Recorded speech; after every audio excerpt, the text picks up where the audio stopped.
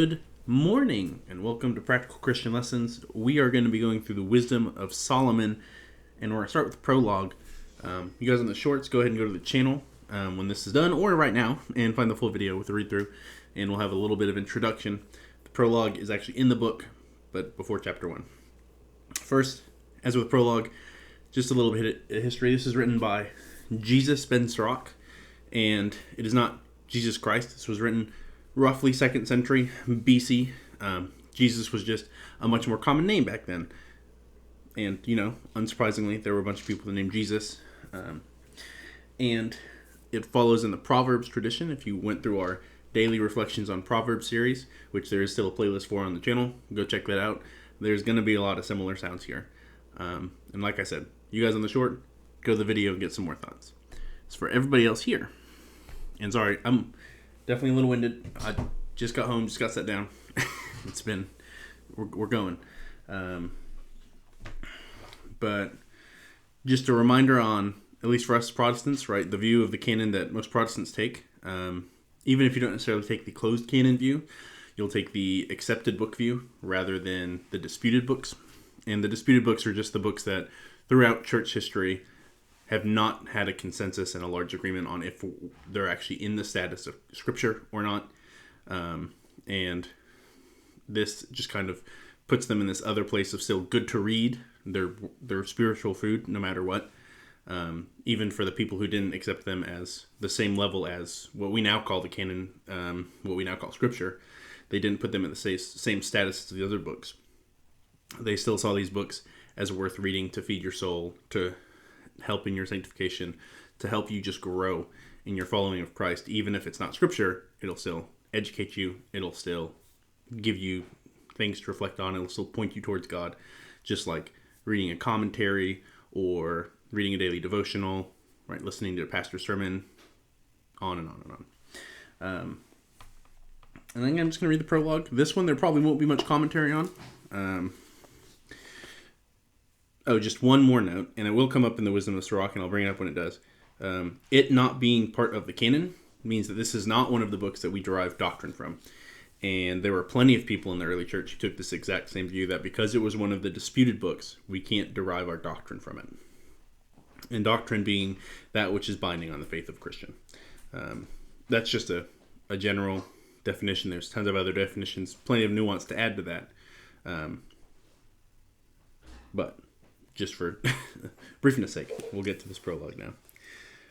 Of the many great things given to us through the law and the prophets, and through others who followed them, we should praise Israel for instruction and wisdom.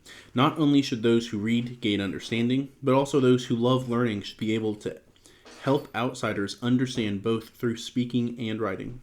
Thus my grandfather Jesus especially devoted himself to reading the law and the prophets and the other books of the fathers. So he acquired sufficient skill in these, and himself was led to write something fitting for instruction and wisdom, that lovers of learning might become involved in these things as well, and especially, in addition to this, might live a life according to the law. Therefore you are encouraged to read with good will and attention, and to do your reading with allowances made in cases where, although we worked hard in translating, we may seem to render a phrase inadequately. For what was said in Hebrew itself does not have equal force when it is translated into another language. Not only this, but also the law itself and the prophets and the rest of the books differ not a little as originally spoken. For when I arrived in Egypt in the 38th year of the reign of King Euryclides, and spent some time there, I found a book filled with instruction. Thus I made it a necessity for myself to apply some diligence and loving labor to the translation of this book. So I employed my skill day and night to complete and publish it for lovers of learning who will live in a foreign land and have prepared themselves beforehand to live according to the law. And, I said I wasn't going to have much comment. I'm going to comment on that first sentence. I think that fits perfectly exactly what we're trying to do with this series.